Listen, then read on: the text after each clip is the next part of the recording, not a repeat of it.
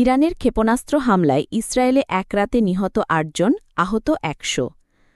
ইরানের পক্ষ থেকে ইসরায়েলে পরিচালিত ক্ষেপণাস্ত্র হামলায় এক রাতেই অন্তত ৮ জন নিহত এবং ১০০রও বেশি মানুষ আহত হয়েছেন। এই হামলার ঘটনায় ইসরায়েলের বিভিন্ন এলাকায় আতঙ্ক ছড়িয়ে পড়েছে। স্থানীয় সময় রাতের অন্ধকারে আকাশে উড়ে আসা ক্ষেপণাস্ত্রগুলোর শব্দে ঘুম ভেঙে যায় অনেকের।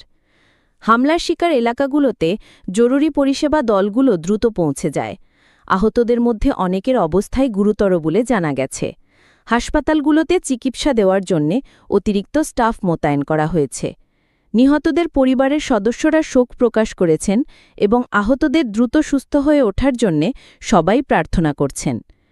ইরানের পক্ষ থেকে এই হামলার কোনো আনুষ্ঠানিক ব্যাখ্যা এখনও দেওয়া হয়নি। তবে আন্তর্জাতিক পর্যবেক্ষকরা বলছেন এই ঘটনা ইরান ও ইসরায়েলের মধ্যকার উত্তেজনা আরও বাড়িয়ে দিতে পারে। ইসরায়েলি কর্তৃপক্ষ ইতিমধ্যেই নিরাপত্তা ব্যবস্থা জোরদার করার ঘোষণা দিয়েছে এবং ভবিষ্যতে যে কোনো হামলা মোকাবেলার জন্য প্রস্তুত থাকার কথা জানিয়েছে। এই হামলার পর থেকে ইসরায়েলের বিভিন্ন শহরে মানুষের মধ্যে উদ্বেগ দেখা দিয়েছে। অনেকেই বাড়িঘর ছেড়ে নিরাপদ আশ্রয় যাওয়ার পরিকল্পনা করছেন। স্থানীয় প্রশাসন জনগণকে শান্ত থাকার অনুরোধ জানিয়েছে এবং যে কোনো জরুরি পরিস্থিতির জন্য হটলাইন নম্বর সরবরাহ করেছে। আন্তর্জাতিক সম্প্রদায় এই হামলার নিন্দা জানিয়েছে এবং উভয় পক্ষকে সংযত হওয়ার আহ্বান জানানো হয়েছে।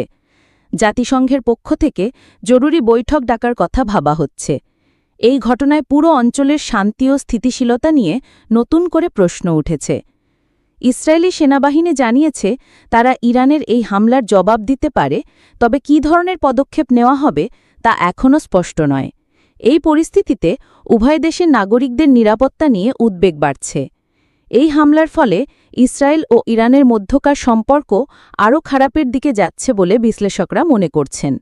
আগামী দিনগুলোতে এই সংঘাত কিভাবে মোড় নেবে তা নিয়ে সবাই উদ্বিগ্ন।